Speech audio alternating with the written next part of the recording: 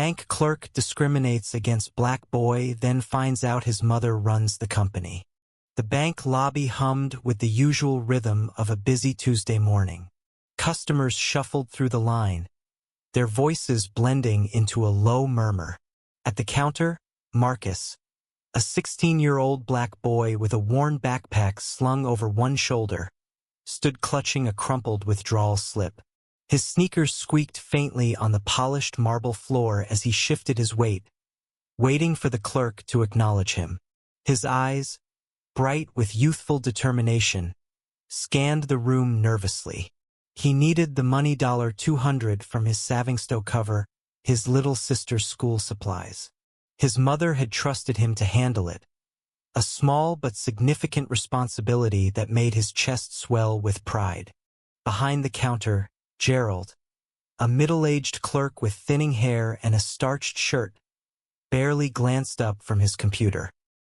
His lips curled into a faint sneer as he took in Marcus's faded hoodie and scuffed shoes. "You got ID?" he asked, his tone clipped, eyes narrowing as if Marcus were a problem to be solved rather than a customer to be served.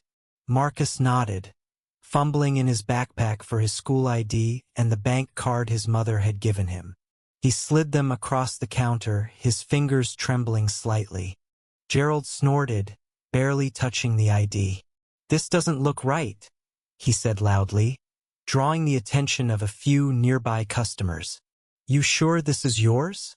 We don't just hand out cash to anyone who walks in." His words carried a venom that made Marcus's stomach twist. The boy straightened, his voice steady despite the heat rising in his cheeks. "It's mine. My mom set up the account for me. I just need the money for my sister." The clerk leaned forward, his voice dropping to a patronizing whisper. "Look, kid, I've seen your type before. Don't make this harder than it needs to be." The words hit Marcus like a slap. Your type. He knew exactly what Gerald meant, and the sting of it burned deep. The lobby seemed to shrink, the air growing thick with the weight of unspoken prejudice. A woman in line behind Marcus shifted uncomfortably, her eyes darting away. A man in a suit checked his watch, pretending not to hear. Marcus's fists clenched at his sides, his heart pounding. "Just do your job," he said, his voice low but firm. Gerald scoffed, tossing the ID back across the counter. "I don't have time for this." "Next," he called, waving Marcus aside as if he were an inconvenience. The boy's face flushed with humiliation, but he didn't move. "I'm not leaving until you help me," he said, louder now, his voice cutting through the lobby's hum. Heads turned, whispers rippled. Gerald's smirk faded, replaced by a flash of irritation. "You're holding up the line, kid. Step aside or I'll call security." The tension snapped like a taut wire when a new voice broke through. "What's going on here?" It was calm but commanding, slicing through the noise. The crowd parted slightly as a woman in a tailored blazer stepped forward. She was tall, her dark skin glowing under the fluorescent lights, her presence radiating authority. Marcus's eyes widened. "Mom," he whispered, relief and embarrassment warring in his chest. The woman was Elaine Thompson, the bank's regional director, though her understated attire gave no hint of her position to the casual observer. Gerald's face paled as he recognized her. "Mrs. Thompson." "Two didn't know," he stammered, but Elaine raised a hand, silencing him. Her gaze locked onto the clerk, sharp and unyielding. "You didn't know what, Gerald? That this young man is my son? Or that your job is to serve every customer with respect?" Her voice was steady, but each word carried the weight of years spent navigating rooms where she'd been underestimated, dismissed, or worse. The lobby fell silent. Customers exchanged glances, some uncomfortable, others intrigued. Gerald's mouth opened and closed like a fish out of water. "I was just following protocol," he muttered, but the excuse sounded hollow even to his own ears. Elaine stepped closer to the counter, her eyes never leaving his. Protocol doesn't include humiliating a child because of the color of his skin, she said, her voice low but resonant. You saw my son and made a judgment. You decided he didn't belong here.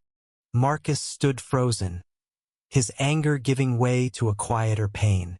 He'd faced whispers and side-eyes before, but this was different, raw, public, and personal.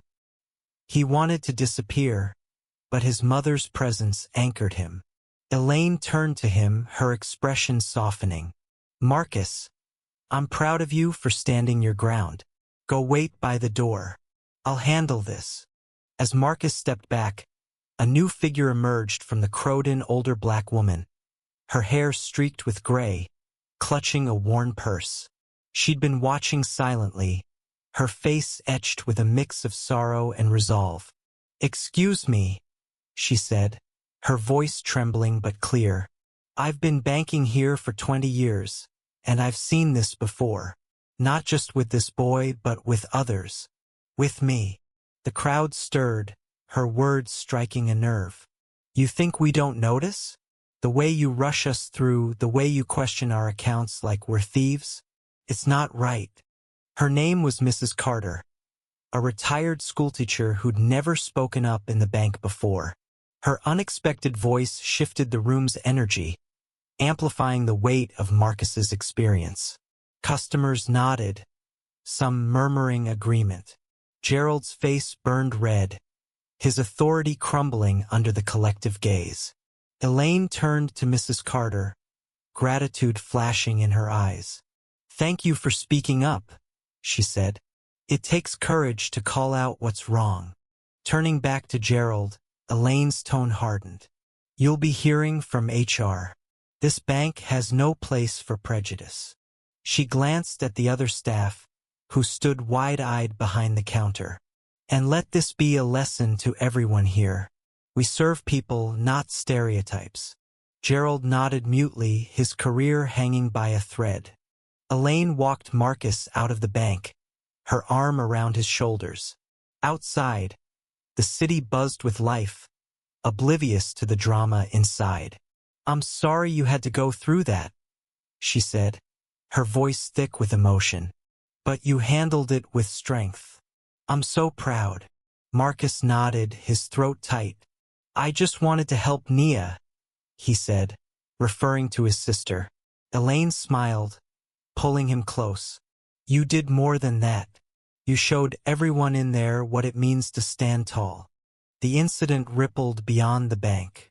Mrs. Carter's words sparked conversations among customers, some of whom shared their own stories of bias. The bank implemented mandatory sensitivity training, and Gerald was quietly let go. Marcus, though shaken, found a new sense of purpose. He started volunteering at a community center, mentoring younger kids about resilience and self-worth. Elaine watched her son grow, her heart swelling with pride, but aching for the world he'd have to navigate. The story of Marcus and Gerald became a quiet legend in the community, a reminder that change often starts with one voice refusing to be silenced. Mrs. Carter's unexpected courage had tipped the scales, proving that even the smallest act of defiance could shift perspectives. The bank, once a place of cold transactions, began to feel a little more human. What do you think? Where does justice lie in this clash of prejudice and accountability? Share your thoughts on how communities can confront bias and build fairness together.